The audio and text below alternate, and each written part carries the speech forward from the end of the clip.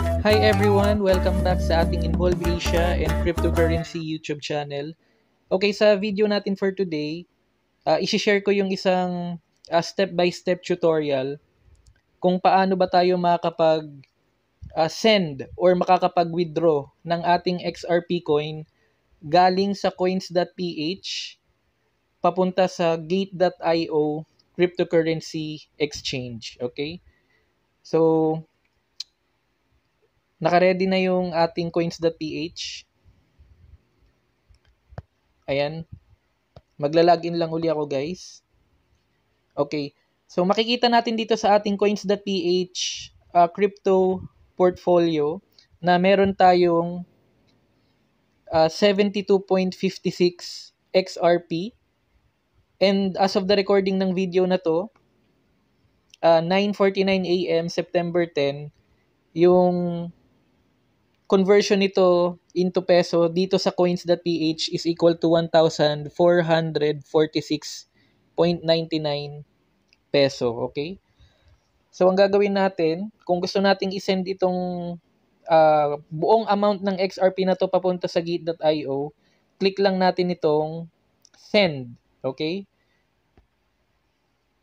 So, isi-send natin yung XRP natin. Okay? So, may option tayo to send to another coins.ph account or send to an external wallet. Okay?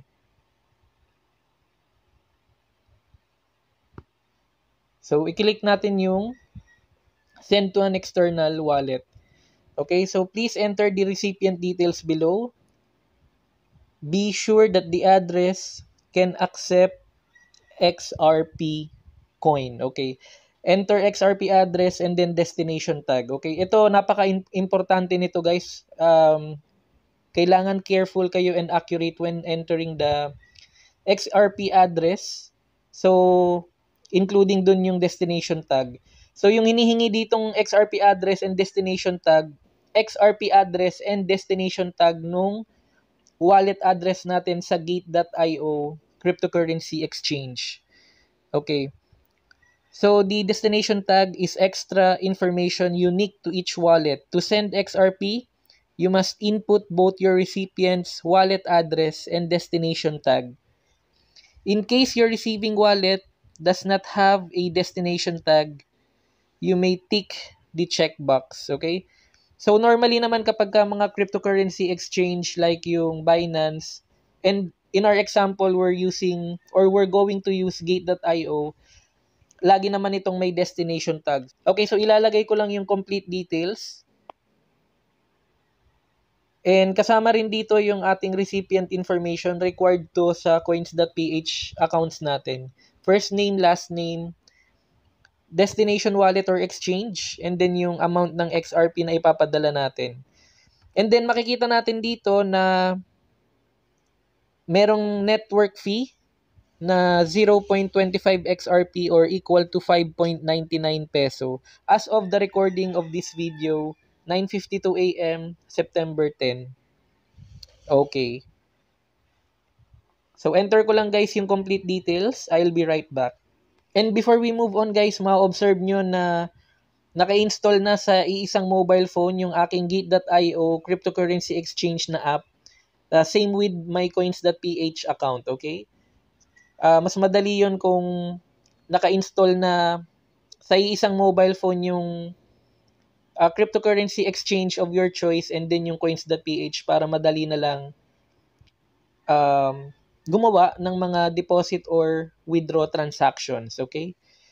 So, sa view ng Gate.io cryptocurrency exchange on your mobile phone, kung gusto mong pumunta dun sa page para makuha yung wallet address and relevant information nung XRP details mo, i-click nyo lang itong wallet dito sa baba and then spot account.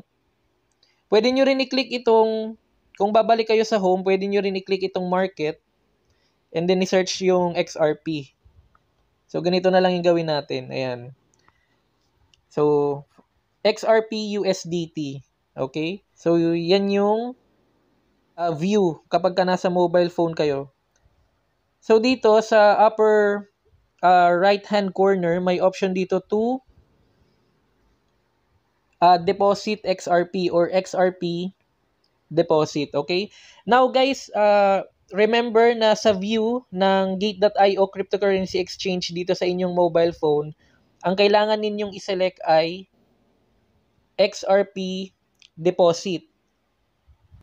Now, once we click on deposit XRP or XRP deposit, mariredirect tayo sa page kung saan natin pwedeng kopyahin or i-copy yung ating wallet address or XRP wallet address and destination tag from Gate.io cryptocurrency exchange. So, ang gagawin ko lang dito, i-copy ko na yung aking XRP wallet address from Gate.io. Ayan, copied. And makikita nyo dito guys, nakalagay, please send XRP to this address. So, tama siya. Okay, and then, nandito rin sa baba yung destination tag. Ika-copy rin natin yan later. Okay, so both the address and tag are required for a deposit. Please double check the address tag to avoid any asset loss. Okay, so babalik tayo sa XRP natin. Login lang tayo uli. And then, paste na natin yung ating wallet address. Okay, and then, ika-copy ko naman yung destination tag. Okay, lipat tayo uli sa coins.ph. Okay.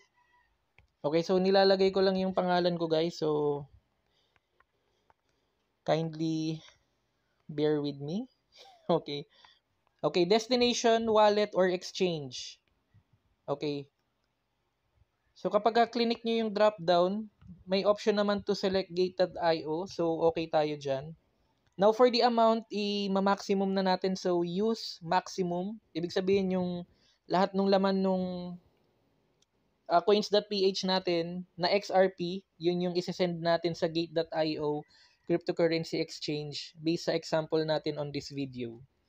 Okay, so okay tayo sa network fee. 4.99 pa rin siya and pwede tayong mag-expect ng 72.56 XRP na matatransfer galing dito sa coins.ph papunta sa Gate.io cryptocurrency exchange. So, click on next. Okay, before sending, make sure you have entered the correct address. You have selected the correct network and understand the risk involved. Your transfer will not violate any terms and conditions. Okay, so I understand. Okay, you are sending XRP to Gate.io, yung address, destination tag, payment summary, note optional. So, ilalagay ko lang ay send XRP para sa notes. Okay. Coins transfers are not reversible. Okay. Slide to pay.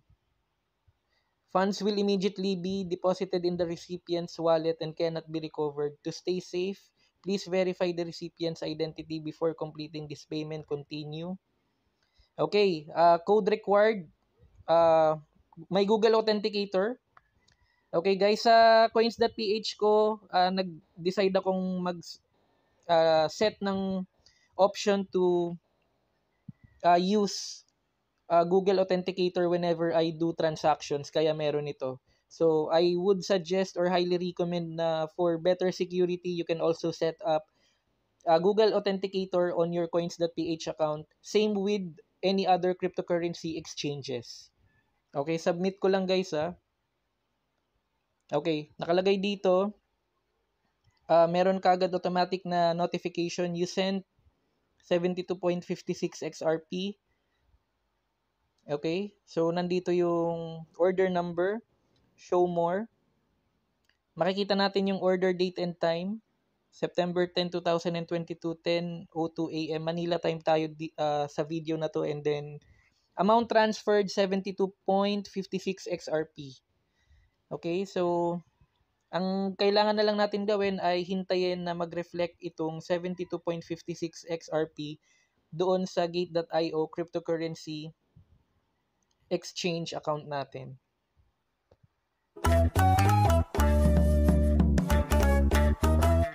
Okay, so update lang guys na naging successful yung ating send or withdraw transaction ng XRP coin galing sa coins.ph papunta dito sa gate.io cryptocurrency exchange. Makikita natin dito sa spot account natin sa gate.io na naka-receive tayo ng 72.31 XRP. Okay? Now guys, yung susunod nating video, dahil successful yung ating transaction on sending XRP from coins.ph to gate.io, yung susunod nating video, ipapakita ko yung sample transaction kung paano mag-buy ng cryptocurrency dito sa gate.io. Okay? So sa susunod nating video, bibili tayo ng Algorand or Algo. Okay? Kasama rin ng Algorand sa ISO 222 compliant cryptocurrency. Pag nagawa natin yon, nakabili na tayo ng Algorand dito sa gate.io. Yung susunod nating tutorial, gagawa rin tayo ng video kung paano i-transfer or kung paano i-withdraw yung Algorand natin galing sa gate.io papunta sa Algorand Pera wallet, okay? And then, moving forward, doon na natin i-hold yung cryptocurrency natin instead of leaving our cryptocurrency sa mga centralized exchange kagaya ng Gate.io, Binance, and others alike, okay? So, yun yung concept nung ginagawa ko ngayon kung bakit ako nag-upload ng video na to para i-share yung information na kung meron tayong fear na mag-iwan ng mga cryptocurrency investment sa mga centralized exchange, based on my own research, not financial advice, meron tayong mga alternative ways na maaaring gawin para mas safe na i-hold yung ating mga cryptocurrency. Okay? And by the time na maging mataas na yung market value nito, that's the time na magwi-withdraw tayo pabalik sa exchange para i-follow yung P2P process, either Binance or Bybit, okay? Or meron din akong option na gamitin uli yung coins.ph. Although kapag kinumpara ko kasi yung transaction fees, mas mataas kasi yung coins.ph. Okay? So, yun yung mga options natin. Dapat as early as now, planado na natin yung gagawin natin kung dumating na talaga yung time na magkakaroon na tayo ng fruitful gains dito sa mga cryptocurrency investments natin. Lalong-lalo na kung ang mga holdings natin ay mga reliable compliant cryptocurrencies like ISO 222 cryptocurrencies, okay? So, hindi pa tayo nagtatapos sa Algorand, marami pa. Yung next natin, magtatawid uli ako ng pera galing sa coins.ph papunta sa gate.io. Bibili ako ng Hedera H-bar. Okay?